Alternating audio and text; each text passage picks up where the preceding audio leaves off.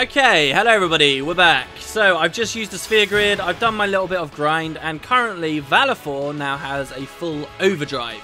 So if I swap in Yuna here, and I were to go summon, you'll see the Ifrit doesn't have an overdrive, but Valifor does. Now that's really cool, but there's something else we haven't seen yet in this series, and that's Yuna's overdrive. What's Yuna's overdrive? We've seen Kamari's, those are the Lancet ones. We saw Auron's right at the start of the game, the Bushido one, the Dragon Fang. We've seen Tidus's plenty of times. We haven't seen Lulu's, we've seen Wakka's, and we certainly haven't seen Yuna's either. So that's what we're going to do now. We're also going to charge Yuna's overdrive. Now here's a little tip for you if you want to do that, and it involves the escape system. So remember I told you guys that you can flee from battles by choosing escape? And now there's only 2 people in the field? Well, if I escape with Auron as well, remember, you might fail to escape, and you'd have to do it multiple times. But now Yuna's the only person in the match. Now, it's incredibly likely she's going to get her ass kicked here, and she's going to die. But the one positive thing that comes from this is every single attack that comes at me from these 3 enemies will always go at Yuna. And because her overdrive charges based on when she gets attacked, this is actually a good thing in charging a character's overdrive quickly. Now, even if she dies, which she's about to here with this Blizzard attack, because we escaped with 2 of our guys, we actually complete the battle. And if we'd killed people before that happened too, then we would still be okay too, and we'd even get experience. Now, after a battle is over, if a player is dead, they come back to life with 1 health. There's no need to use Phoenix Downs outside of battles. That is something that happens in a lot of Final Fantasy games, but not this one. So she'll come back alive at 1 health, and then she can use Cure on herself just once to get herself back up to max health. We can pop it on these guys as well. God, everyone needs some healing. So once we've done that, we can grab another random counter, and it's just going to take 1 more, and her overdrive will be charged, which is going to be really, really handy to us. So I'll do that, and then Valifor's overdrive will be charged, Yuna's overdrive will be charged, and we'll be ready for something pretty cool. So that's a failed escape. Auron tried to leave, and then he turned around and he couldn't. Sometimes the characters fall over. With Auron, I guess he's a bit too badass to just fall over, and so he decides maybe this is him. Oh, I can't leave Yuna on her own. Some crap like that. We'll hit Auron up. This is cool. She's meant to get beat up. It makes her strong. I've been thinking of watching Lost again, like seriously thinking of watching Lost. So there you go. Her overdrive is now full. If she can escape too, then it will spare her life. And there we go. So now she's got her overdrive. And I've been watching clips of stuff John Locke says in that show. And one of them was like, this guy is like asking for some drugs that he's taken. And he refuses to give them back. And he walks this guy over to a cocoon. And he goes, oh, this is a moth cocoon. I could put my knife in it and ease it out. But then it would have no struggle. It would be too weak. It would die. Struggle is nature's way of survival, blah, blah, blah. It's great anyway. So look, this chick over here, she's called Belgiumine. Ah, a summoner party. You too are a summoner? My name is Belgiumine. You are? My name is Yuna. Ah, the High Summoner's daughter. I've heard much of you. But you are still fresh on the road, are you not? Yes, Pretty much. We're newbies. I might have a few things to teach you. Let us see which are stronger. My Aeons or yours? A one-on-one match. Not to the death, of course. What do you say? She's a summoner too! What is that? Crazy. Alright, let's fight. I'll do my best. Good. Before we begin, your Aeons have been healed. You can fight with your full strength. Come. So, you're going to meet Belgiumine. Like, people say I pronounce stuff wrong. To me, reading that, it's Belgiumine. Whatever. Or you're going to meet Belgiumine a few times. She is a summoner, and she will challenge you. You should always accept these challenges. If you don't, then you're not going to miss anything permanently. You can get stuff again later. But should you accept these challenges, she'll give you good stuff, right? Really good stuff in the training of Aeons. Show me how strong of a link you forge with your Aeons. Remember how I told you at the start that Aeons get stronger with random encounters, and they also get stronger as Yuna moves around the sphere grid? Well, there's a third way that they get stronger, and Belgiumine teaches you those ways. Now, you do not have to win these battles for her to teach you this stuff, but if you win the battles as well, then you get bonus stuff. They're not easy to win, and that's why I double charged overdrives. Valifor has an overdrive, and so does Yuna. Yuna's overdrive is called Grand Summon, and it says summon an Aeon in overdrive. So if we Grand Summon Valifor, Ifrit is not available to us, by the way. If there's already Ifrit on the field, if the Faith of Ifrit is already helping another summoner, we cannot also summon Valifor too. Now, they sort of suggest that other summoners using Aeons, like, her Ifrit is slightly different to ours, but nonetheless, two can't exist together because the Faith is already busy, I suppose. So what we're going to do is Grand Summon Valifor. And what this would mean is if Valifor didn't have an overdrive, Valifor instantly comes into the battle with one. But we also charged Valifor's overdrive. So technically, Valifor now has double overdrive. And what this means is we can cast 2 overdrives in a row. There's an issue here though. If we do go for that, then it's going to put us on massive delay. So look, if we were to regularly attack, Valifor gets an attack, and then Ifrit, and then Valifor, and then Ifrit. The reason they come up as S's on there is because they're summons, right? But if we go over to overdrive, you'll see Ifrit gets 3 turns in a row. 3 turns in a row which it could use to destroy us. Now here's the difference between Energy Blast, which is the optional secret overdrive, and Energy Ray, the original one. Energy Ray is a slightly quicker move, and so we go on less of a delay. If we cast Energy Ray, Ifrit gets 2 turns. If we cast Blast, Ifrit gets 3. So let's use Energy Ray first, and then hopefully we'll survive 2 turns in a row, and then we can use Energy Blast. So look at that, that's 1,538 damage, that's a lot of damage. So there's the first of his attacks, and now his overdrive is starting to charge. Belgamine gives us a message here. She says, an Aeon's attributes rise with those of its summoners. Thus, the Ifrit one summoner calls may be very different from one called by another summoner. So her Ifrit is supposed to be different. Because of this, Ifrit's strength and HP are both high. It will win in a straight fight. Try fighting using your Aeon's shield and boost commands. Shield stops your Aeon's overdrive gorge, but reduces the amount of damage it receives. Boost accelerates the overdrive gorge, but it increases the amount of damage received. So, shield is best when you expect the enemy is going to use a very powerful attack, and the other one is good if it's just going to be a weak attack. Now, the game tells you here straight away, this Ifrit has an attack pattern. This Ifrit alternates between attack and Meteor Strike. Meteor Strike is coming up next, so they're telling us we should defend ourselves with shield. However, because we just used an overdrive and the game didn't expect us to, we actually don't have the option, so we're going to take the full force of a Meteor Strike now, which could be a lot of damage. So here we go, in it comes. But we're okay. And we've got our overdrive ready again. So let's look at Ifrit's health. We can't because Aeons are immune to sensors. So scan and the sensor stuff on our weapons, they don't work. So you actually don't know how much health it's got left. However, you can also tell from Ifrit's stance right now that he's feeling kind of weak. He's feeling kind of wounded. And that's because we hit him with a really powerful attack earlier. So all we may need to do is one more powerful attack, or maybe one even stronger. Let's go with an Energy Blast this time. And there's no way, if this doesn't kill Ifrit, there's no way we'll survive, so it has to.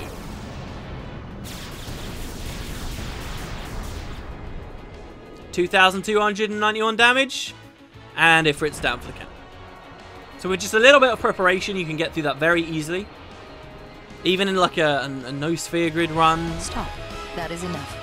Which wouldn't have affected your Aeons that much, frankly, because Aeons will continue to... Basically, Aeons level up from battles for like 300 battles worth, and then after that, they stop. And they'll only level up from the sphere grid.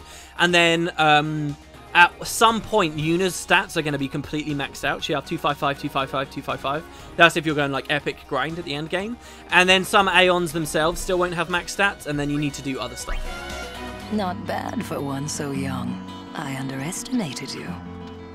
Take this. You've earned it. Hey, thank you. So she gave us an Echo Ring. We only got that because we won. You show promise. With more training, you could defeat Sin. Thank you. But I think you might defeat Sin before I am able to. I cannot. Huh? Or should I say, I was not able to. You mean... Farewell, Yuna. We'll meet again. Ha! Belgamine, what was that? She's fought Sin before? Interesting. And yet the Faith still giving her Aeons? Weird. Okay, cool. So, there you go. That's that little fight. Some other stuff. Sphere Grid, look guys! I got ability spheres and I moved everyone. I want to show you guys what's going on. Actually, no. I just remembered what my encyclopedia would have told me. I like it. It's like this lost tome.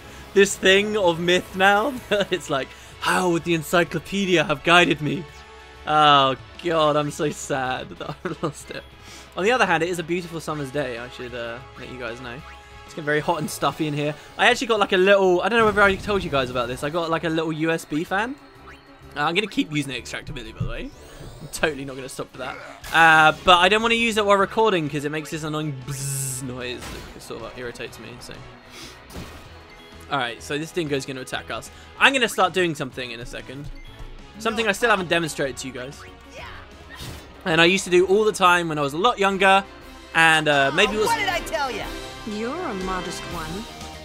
Oh, don't worry, Lulu. I know you're impressed. I know you're hungering for me. There you go. Wow. We got a white bangle there. I'm not actually even sure what a white bangle does. I guess it protects us from darkness. We shall see. Oh, no, it's Ice Ward. Okay, cool. I guess it would be a bright bangle that protected us from darkness. The metal bangle also gives us just regular defense +3.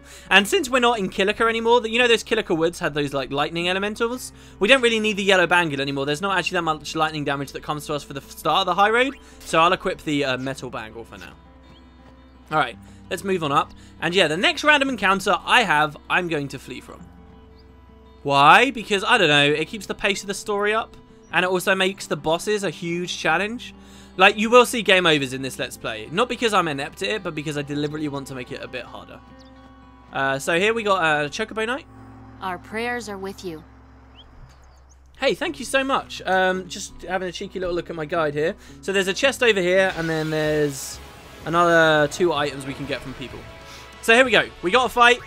Tidus, this is one of the abilities he's learned that I haven't demonstrated yet. This is called Flee. So there's 2 ways of escaping from a battle. Number 1 with Escape, but with Tidus, and Tidus alone, unless you send someone else to that area of the sphere grid, you can use Flee. Live and let live. And he always shouts that out, some kind of line, and it's guaranteed to let you get away. There is no failure chance, and it's the entire team at once. It's really, really powerful, actually, and it's funny because he learns that ability so early in the game Lady Summoner. that you wouldn't really know Escape exists. You're a summoner? Yes.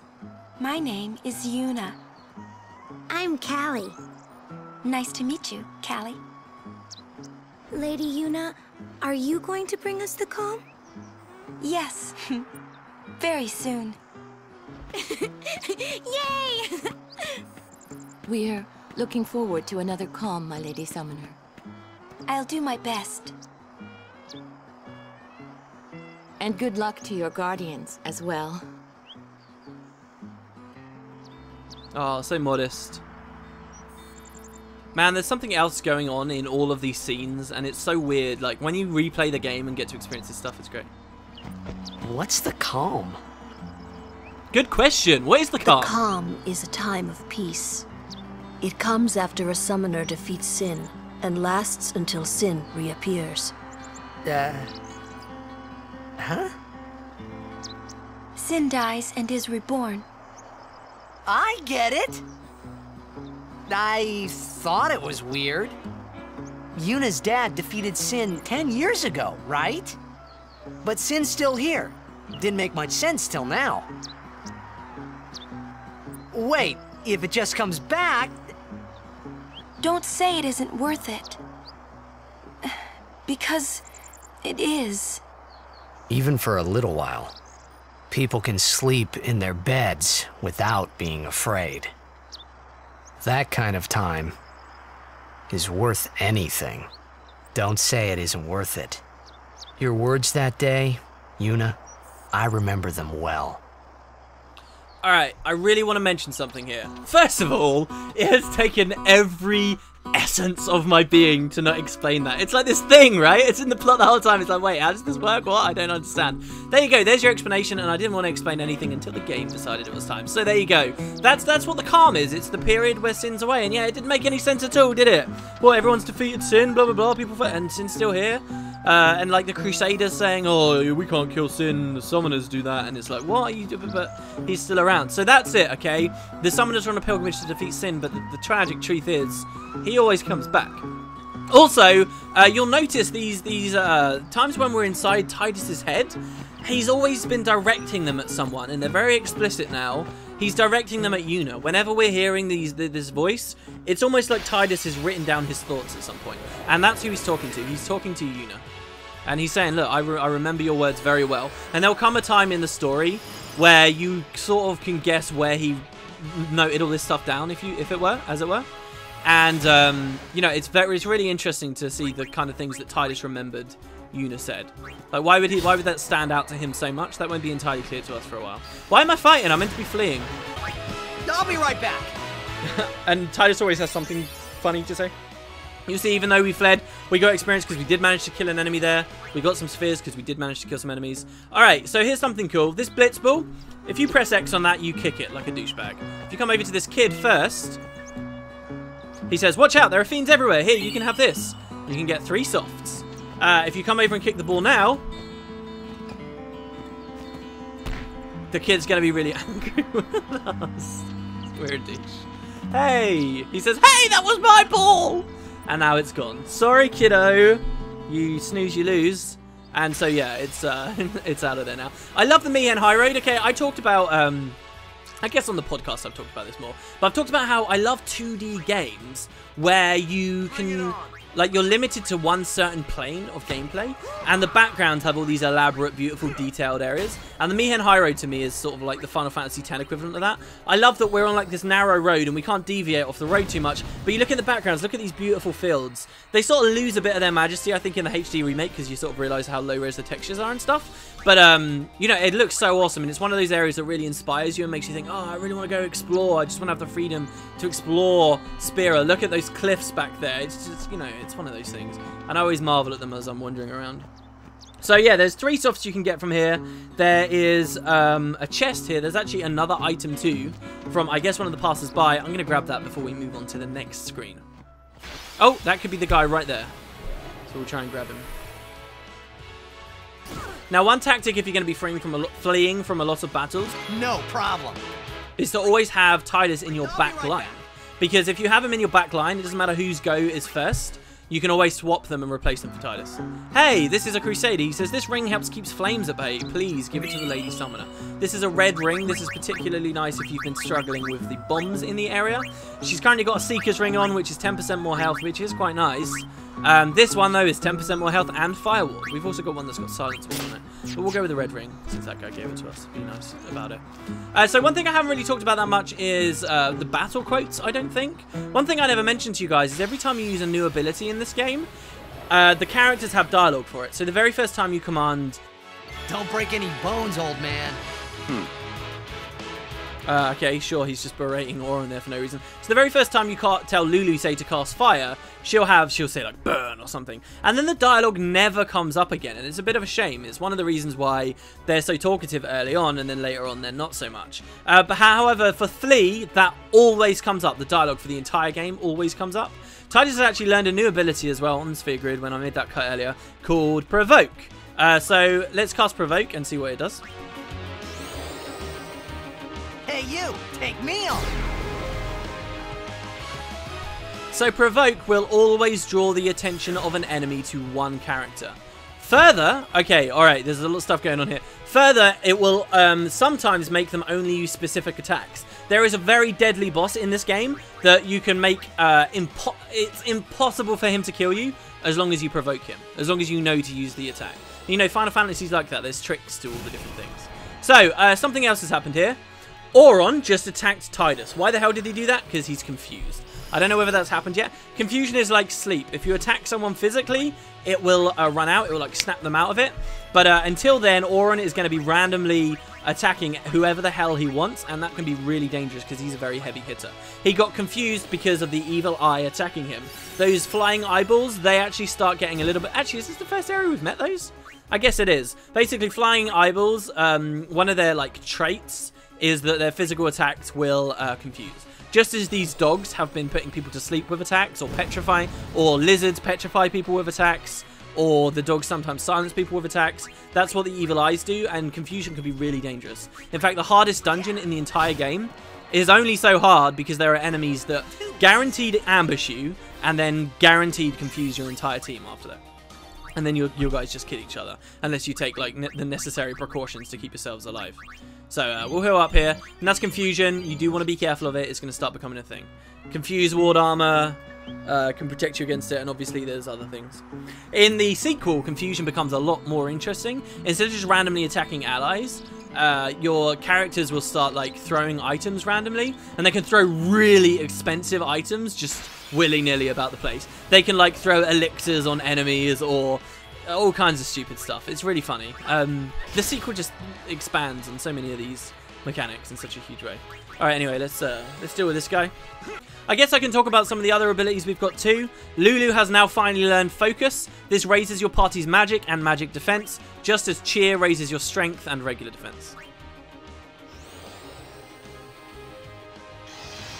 And she didn't actually say anything there, which really sucks. She should say something. Auron still hasn't learned anything. I mean, he's only just joined our party. There's barely anywhere for him to move. I believe Wakka learned something new, however.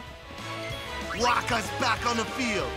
And that was Aim. So Aim raises your party's accuracy. Everyone, go, go, go. So it'd be cool if you just heard him say that every now and then while using the skill. But, you know, I really do think it's just an oversight from the devs. And these are all abilities that you generally won't want to use in regular encounters. Maybe regular encounters against particularly difficult enemies, like maybe this guy that we're fighting. But, you know, bosses, these are when these skills come into relevant. I've always felt that Final Fantasy X had a lot of different skills, but not much incentive to use those skills. And I always wanted some kind of challenge of the game that made you use them a lot. Like maybe just disabled regular attack or something, but it just doesn't work because then people run out of MP and stuff, and it's, you know, it's not designed to be played that way.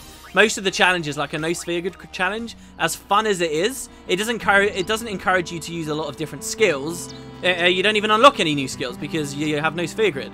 It encourages you to use like customization and items and stuff a lot more.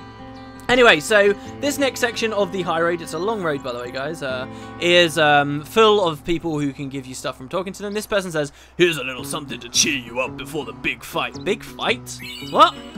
And he gives us a level 1 key sphere. What the hell is that? Well, we've had a lot of spheres. What the hell is a level 1 key sphere? This is another mechanic of the sphere grid that I've been waiting to talk to you guys about. Now, I moved everyone on the grid just now. Just now, Wakka was stood here, okay? And so Wakka's got a few nodes around him while he stood here. Let's zoom in. I noticed on the editing that I should be zoomed in anymore. So if he's here, he can raise his magic by 2 points, which he did. He can raise his HP by 200 points, which he did. He can learn this ability here called Aim. But what's this over here? It's connected. This is a level 1 lock, and it's blocking the way. So you can only open lock nodes. These don't give you any stats. They just block your path. So Wakka cannot move here, okay? But because of this level 1 lock. But if you get key spheres, the keys open the locks. So we could turn this level 1 lock into an empty node. And then instead of coming down here, across his regular path, which is what this is for the record, there's a new ability here called Sleep Attack, which we'll get soon enough. Instead of going along there, he could instead come down here. Now why would he want to come down here? What would that do? Well, it would give him these two things here. He'd get some extra MP he'd never otherwise have. And he'd get some luck, in theory, but you can't ever activate these luck nodes, so whatever. I'll take this opportunity as well to explain what luck does. Luck does four things, okay? Luck, number 1, increases your chance to hit enemies. Luck, number 2, increases your chance to evade enemies. Luck, number 3, increases your chance to critical hit enemies. And luck, number 4, decreases the enemy's chance to critical hit you. So it's a really simple formula. Basically, if I have 100 luck and a dingo has 20 luck, then I have an 80% chance to critical hit him. That's how it works, basically. And it combines with your accuracy and your evasion to bump them up higher. Basically, you need luck in this game. If you're going to do the super bosses at the end, you need luck to hit enemies. There are some enemies that are so evasive and so lucky that even if you have max accuracy, you still won't be able to hit them. So you need luck. But for the regular game, as cool as they are and as nicely lit about the sphere grid as they are, there aren't enough fortune spheres. You get like 2 the entire game. So that's it. The only way to get extra fortune spheres is by playing a lot of Blitzball. Tons of it. So it's just not viable. So really, we don't want to do that with Wakka. However, if we did move here, we could also come to the right and oh look, we're now on Lulu's path.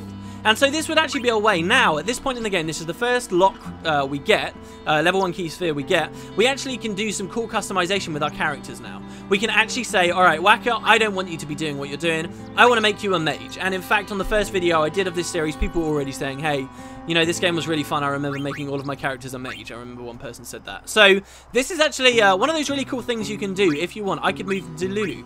And what's really awesome as well is many of the characters' paths are like close to each other, but it depends on the story. So over here, we have Wakka and Lulu. Like, their paths are close to one another, and as characters, they're quite close to each other as well. You know, these two characters, like, they've grown up together, they know each other quite well, and so, as you experience the sphere grid, like, it's easy for them to learn each other's traits. And it's similar in other areas too, so Auron, like, has known Tidus for a long time, and if you have a look here, by breaking through this level 1 lock, he actually gets access to a bunch of new stats, but also it moves him onto Tidus's path. Another cool incidental fact as well. Do you remember this ability here that I chose not to get Tidus, Extract Power?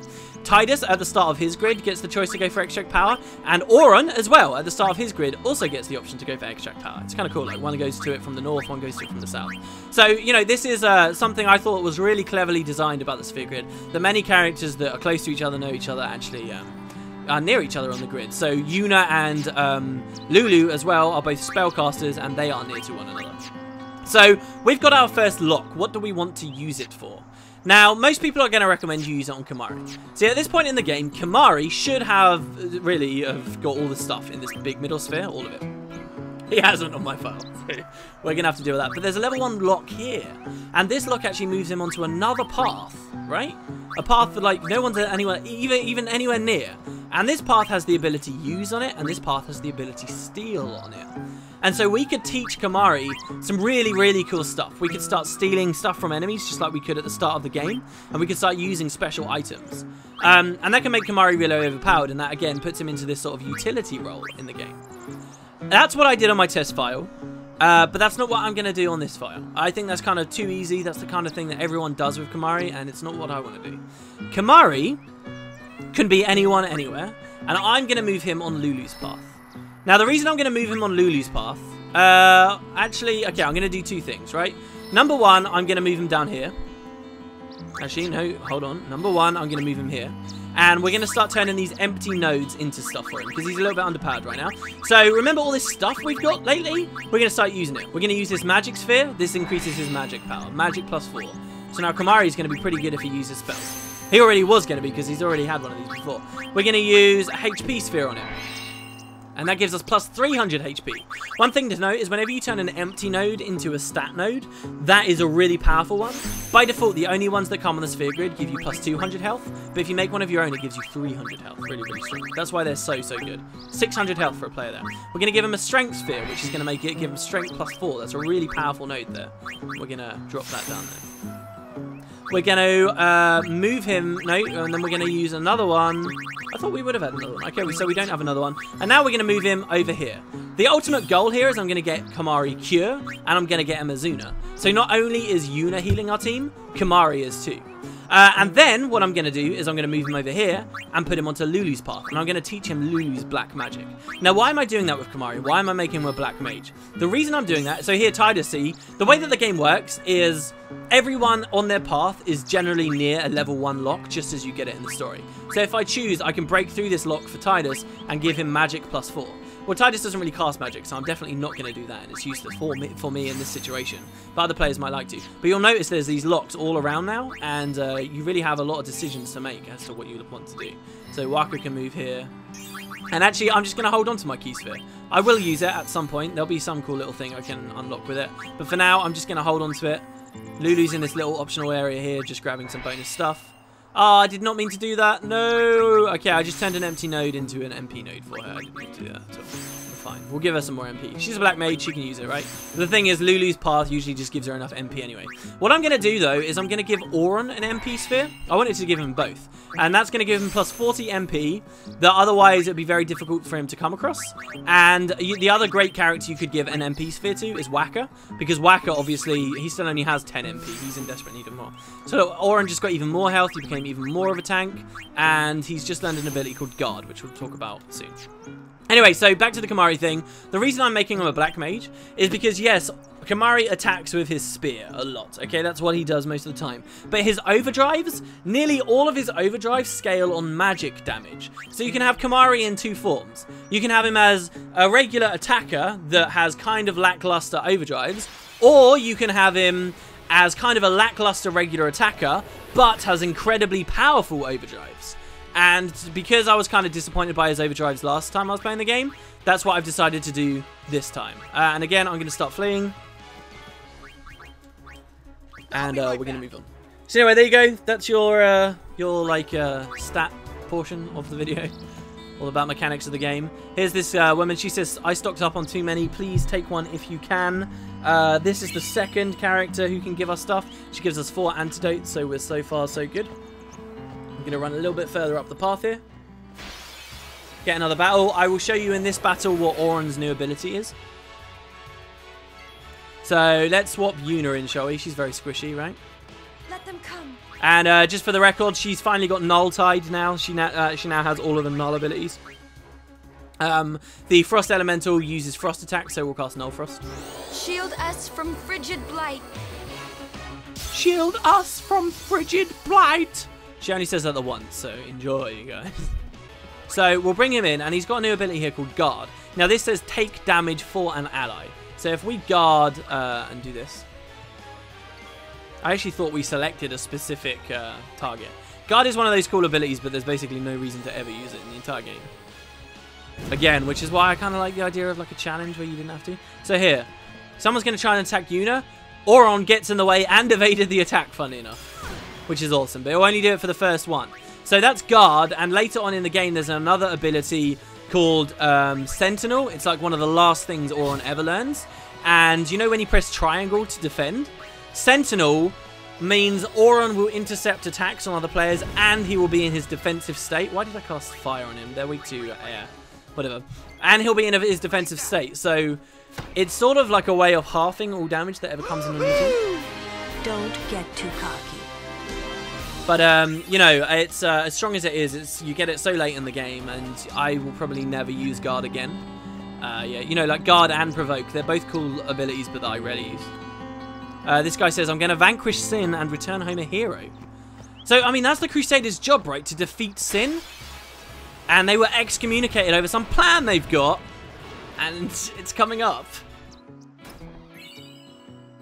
Anyway, 2,000 gil in that chest. That's amazing. Look, we're up to 7,000 gil. We've got the 5,000 we need to pay off Awaka now. And we are in a reasonably comfortable position to maybe start signing on some Blitzball players. But I won't be doing that for a little while. Okay, we're sort of coming up to the halfway point of the high road right now, by the way. If you feel like this has been a bit of a long walk, it has been, don't worry. This guy says, providing is preventing, need I say more? This will help. Gives you 600 gil.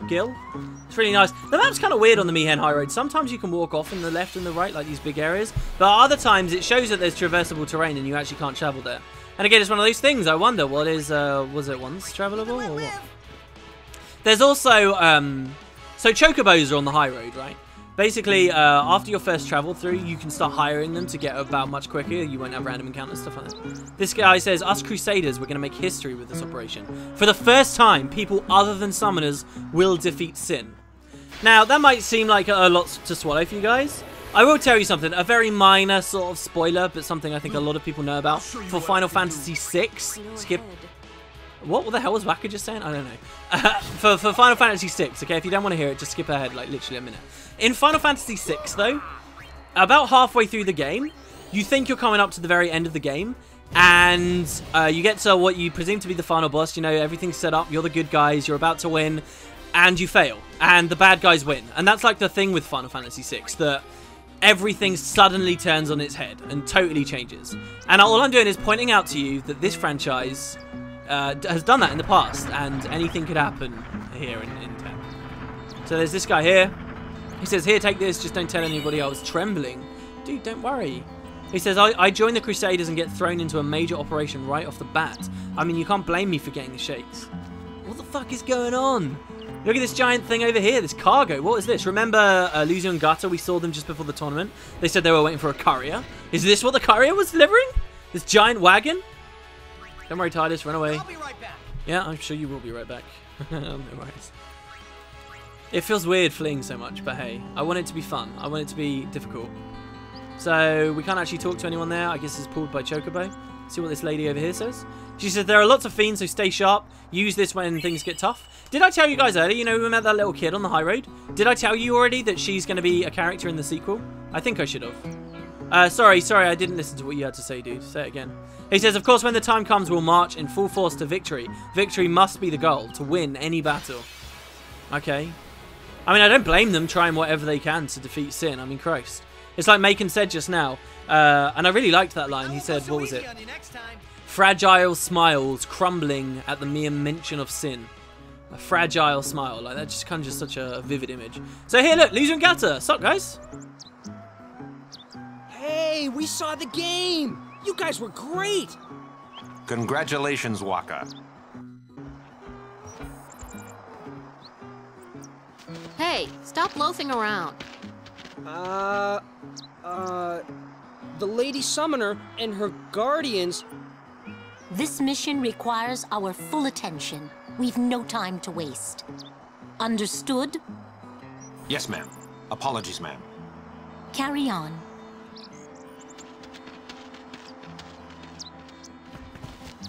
See, keep your head down, say sir a lot, and you'll do fine. Right, sir. Hey, Yuna. Even though Yevon rejected us, we still believe in you. That won't ever change. Thank you, Sir Luzu, Sir Gata. But, you know, it's not too late for you to go back to Besaid and... We should be going, sir. I don't blame her for trying to talk him out of it either.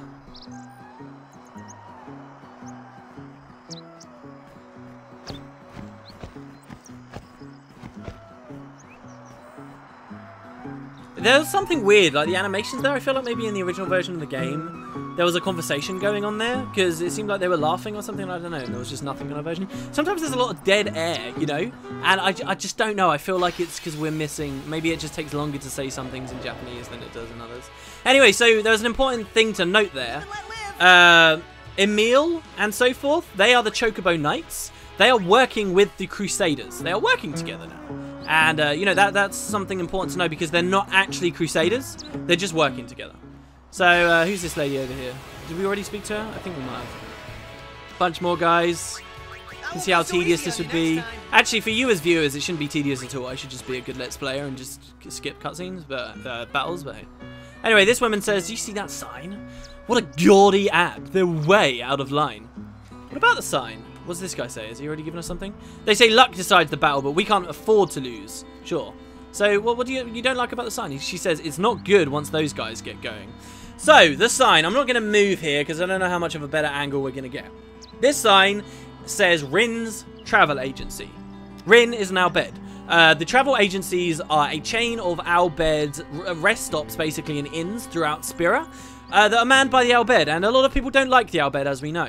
Something really kind of funny about that sign, the average player wouldn't know, and I don't need my, what would the encyclopedia say? It would tell you this, right? On that sign, there are actually 2 different languages written. Underneath is written in Spiran script, okay? Or Yevon script, I guess?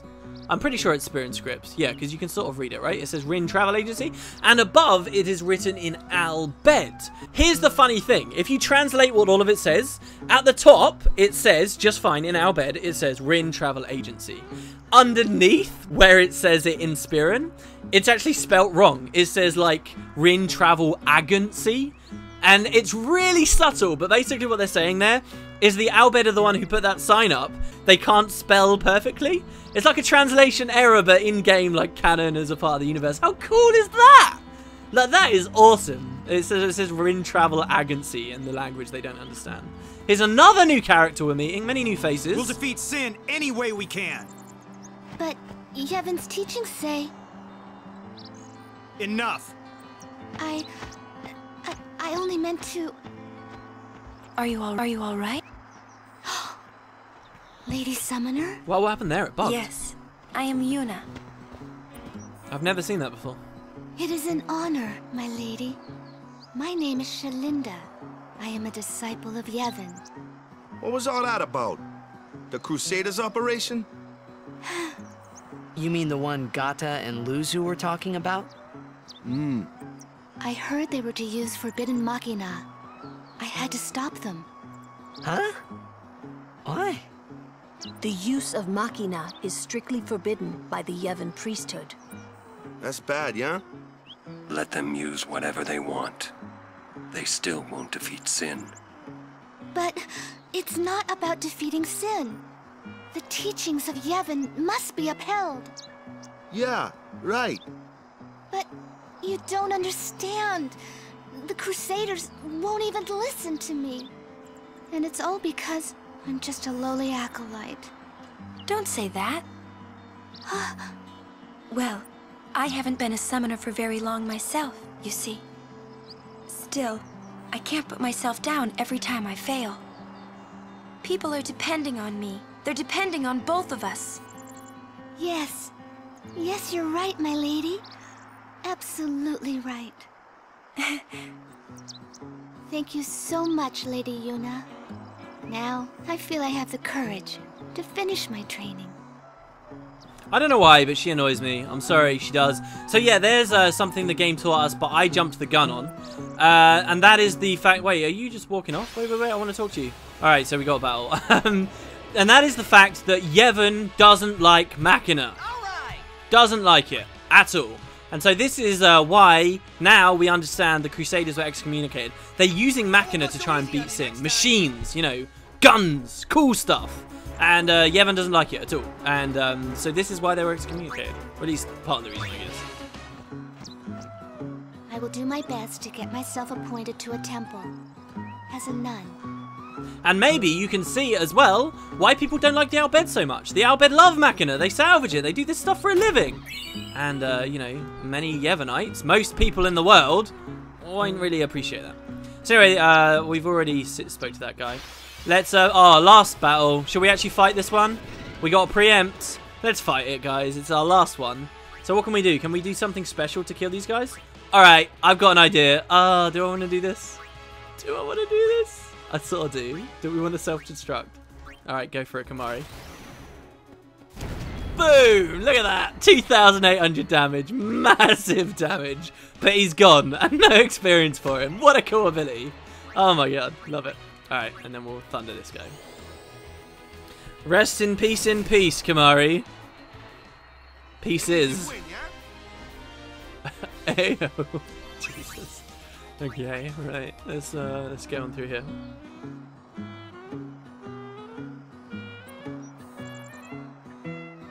Ah, hello. This is Rins. We rest here. But this is an Al Bhed shop. Is that a problem? They don't believe in Yevon, and in Luca they kidnapped Yuna. Where were her guardians? Ooh. Oh. Sir Orin's just concerned about your health. I'm not tired one bit. Well, I am. I sincerely doubt Orin is. He's probably just being smart and doing it to rest Yuna. And frankly, we do need a rest. Christ, I mean, geez. I've actually been on the high road for 54 minutes, at least. I don't know how it's happened. I don't know how we've had that much to talk about or do. But yes, 54 minutes on the high road. As if I could sleep. The first half of the high road at that. Alright, so look, Macon's here. What's up, dude? Mr. Rin's shops are all over Spira. They are quite convenient when you're on the road. I love this music, by the way. This is kind of one of those happy, chill, relaxing tracks that, I don't know, it just sits somewhere nice, somewhere in the front of your head. This guy says, you guys already got a room, right? Yeah, we did. Oh, are you struggling? Is it full? We are a summoner, so we probably get a special treatment. I've heard that the proprietor, Mr. Rin, is in Al Bhed. But I was very relieved to find that he keeps nothing sacrilegious here. So that's good. Don't judge everyone, just judge, you know, individuals. So this is a sign that says weapons, armor, and food are sold here. I did have translations of much of the stuff you can see on the walls here. Mostly it just says sale, it says gil, says stuff like that. I don't remember any particularly amazing trivia there, but you can also see 2 Spear and World maps. One in the top left and one just behind Lulu right now. There's also a weird baby. I actually never mentioned as well. In Luca, there's like a weird image of a baby chocobo coming out of a pot for some reason. Kind of odd. Purchase the counter, it says. So Lulu says... This might be the last time we can rest like this. Really? I mean, she's always prepared, right? There's something about Lulu that we won't know, and I'm not going to tell you. But, you know, she's very knowledgeable about Spira, right? Very knowledgeable. This lady says, welcome to Rin's Travel Agency. Do you wish to make a purchase? Yeah, you got any weapons? Did you guys like that bit of American there? That was good, right? Alright, so there's nothing interesting from her. We will start selling, though. Original longsword we'll keep. Kimari's tidal spear. See, I never know what I want to do here. I don't think there's any reason I should ever want that, so we'll get rid of it. The old hunter spear that is worse than our current one. Wacker's original thing. The thunder mover we don't need. Bright bracer is better, so we'll equip Aurum with that. That is worse than what we've got. The yellow bangle we can keep. We'll want that soon. The water moomba we can get rid of. Basically, if one of Lulu's dolls has elemental strike on it, it becomes a mooba. Lightning strike on Tidus, definitely want to keep. Do not get rid of that. Seeker's ring you can get rid of. Echo ring we can keep. Lucid ring we can keep. Get rid of. As can we the red bracer. So that's fine. Get a bit more money. We're now up to 11,000 gil. We've got more than enough to pay off a Waka instantly. But the last thing I want to do is just equip this bright bracer there. Alright, I'm going to quickly save. Okay, and so this next scene, I want you guys to remember. I'll tell you this a few times, but there's a few scenes in the game, again, where there's more going on than meets the eye, and you should try and remember. Just watch closely to what characters are doing if you see them around, okay? Or, you know, as they first come into the scene, stuff like that. Anyway, so let's...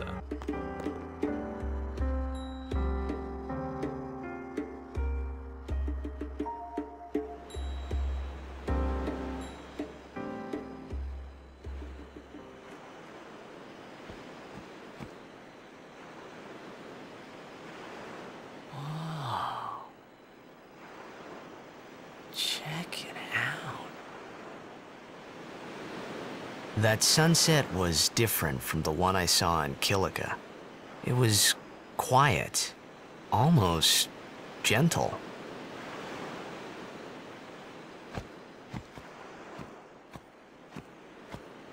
What you up to?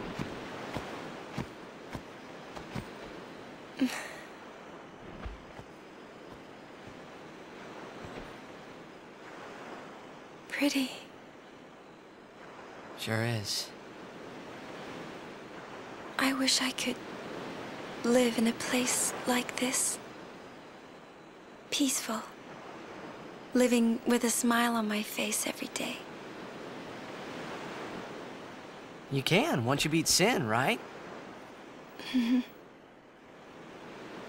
But then, a new Sin will be born anyway. Well, then you can just beat it again. I wish I could. Hey, you can. Trust me. You are the best summoner out there. Yuna, why does Sin always come back? Sin is our punishment for our vanity. And it will not go away until we've atoned. How do we do that? What did we do that was so bad in the first place? Ah. Was it using lots of Machina or something? Oh. Wait, was that such a bad thing, really? It's funny. Ever since I was young, I never questioned it. But now that you ask me if it is that bad or not, I don't know. There are so many things I don't know. Well, then we're the same. Oh, such thinking is very unbecoming of a summoner. Sound like Micah?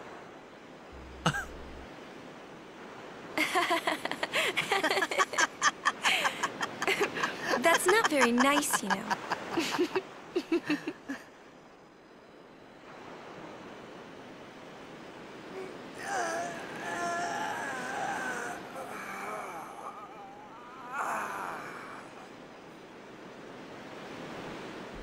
You know, during a game, you have to think of Blitz and nothing else, you know? Okay. You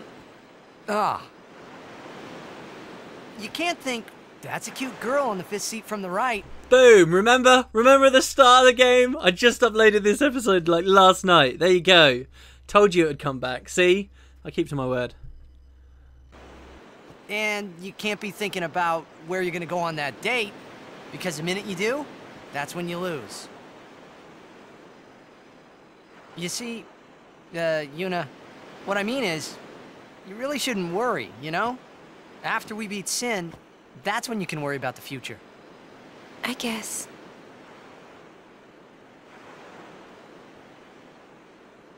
But Yuna, how are you supposed to beat something big like that?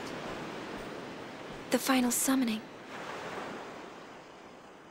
It's the only way to defeat Sin. The only way. With it, we can call the final Aeon. That's the goal of the pilgrimage. The faith of the final summoning lies waiting in the far north to greet summoners that complete their pilgrimage. At the world's edge in Xanarkand. In Xanarkand? She means the ruins of a city destroyed 1,000 years ago.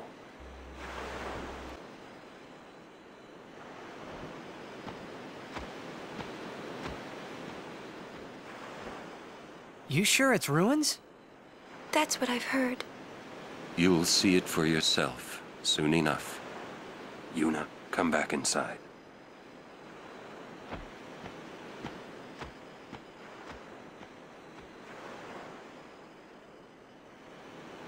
You will go with us to Xanarkand? Yeah, I'll go. I'll go to Xanarkand to see it with my own eyes.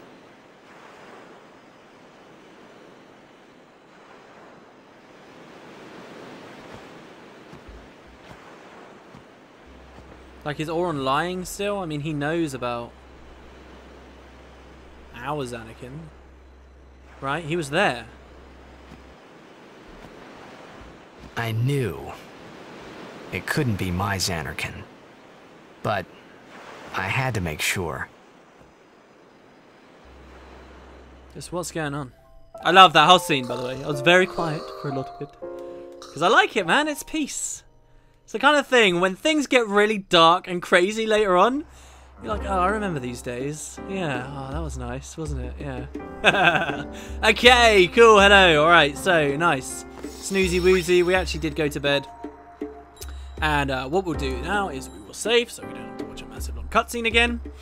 And we shall speak to some guys. You're a guardian, right? I think this'll help. Obtain level 1 keys fit, so there you go. Even if we missed the previous one, they give you another one.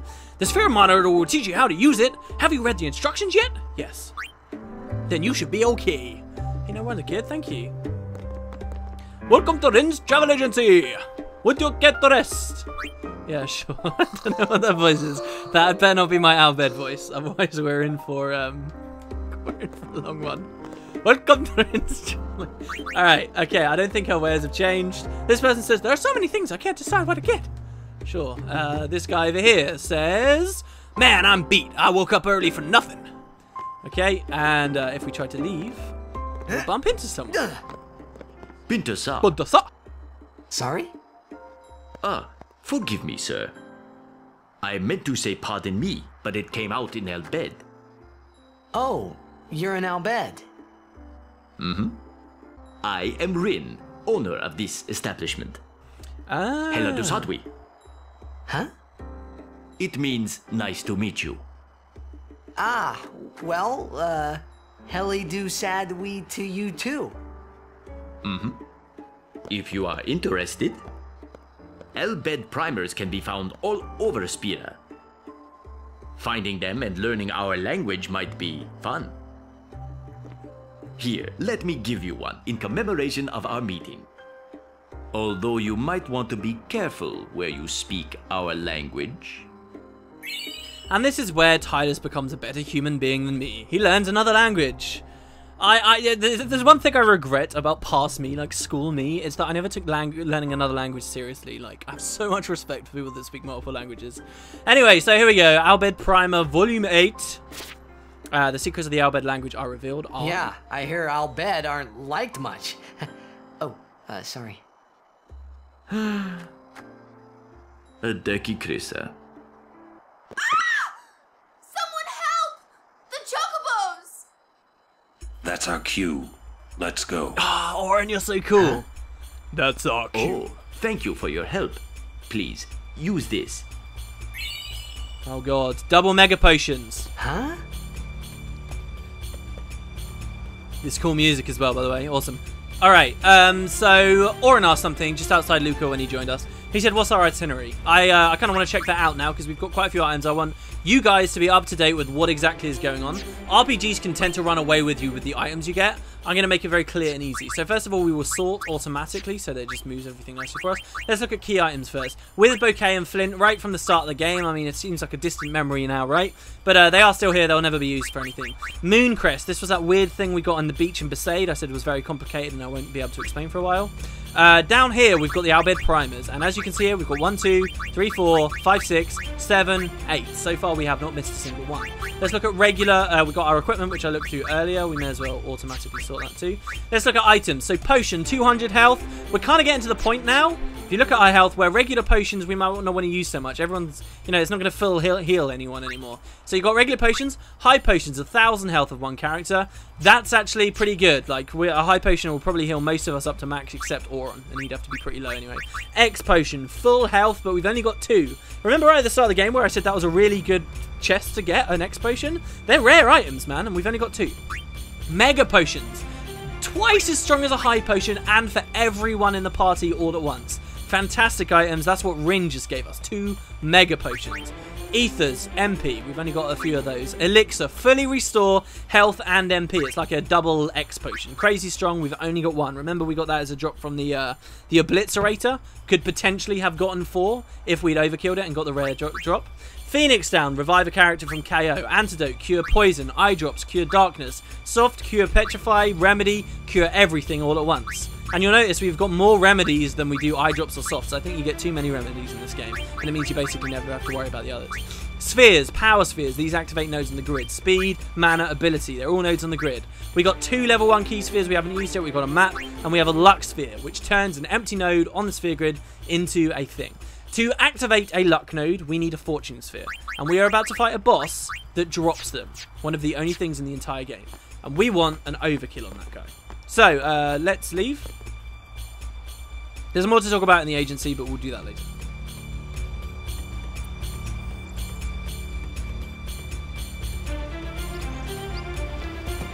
To the Chocobo Corral.